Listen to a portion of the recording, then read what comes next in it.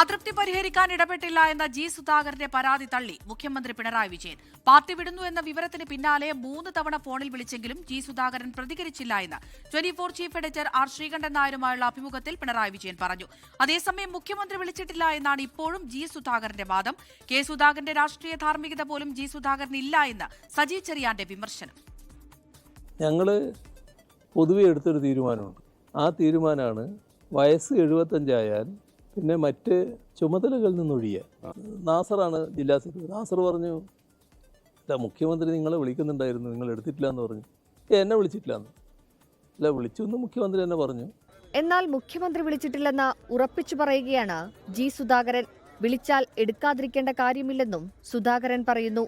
ചേർത്തലയിൽ പി പ്രസാദിന്റെ തിരഞ്ഞെടുപ്പ് യോഗത്തിൽ സജി ചെറിയാൻ ജി സുധാകരനെ കടന്നാക്രമിച്ചു. കെ സുധാകരന് രാഷ്ട്രീയ ധാർമ്മികത പോലുമില്ലെന്ന് പരിഹാസം. കെ സുധാകരൻ കാണിച്ചില്ലല്ലോ ആ വഞ്ചന.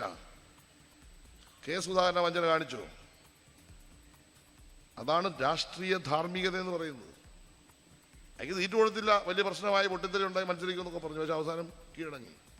വാർത്താ സമ്മേളനത്തിനിടെ മാധ്യമപ്രവർത്തകരെ അധിക്ഷേപിച്ച ജി സുധാകരന്റെ നടപടിയിൽ പത്രപ്രവർത്തക യൂണിയനും ആലപ്പുഴ പ്രസ് ക്ലബും പ്രതിഷേധിച്ചു. എല്ലാം ജനം കാണുന്നുണ്ടെന്നായിരുന്നു LDF സ്ഥാനാർത്ഥി എച്ച് സലാമിന്റെ പ്രതികരണം. തനിക്ക് ആവശ്യമുള്ളപ്പോൾ മാധ്യമങ്ങളെ വിളിച്ചുപയോഗിക്കുകയും ഏതെങ്കിലും വസ്തുതാപരമായ വാർത്ത വരുമ്പോൾ തനിക്ക് ഇഷ്ടമില്ലാത്തതാണെങ്കിൽ അതിനോട് ഇങ്ങനെ പെരുമാറുകയും ചെയ്യുക എന്നുള്ളത് ജനങ്ങൾ സ്വാഭാവികമായിട്ട് കാണുകയും വിലയിരുത്തുകയും ചെയ്യും.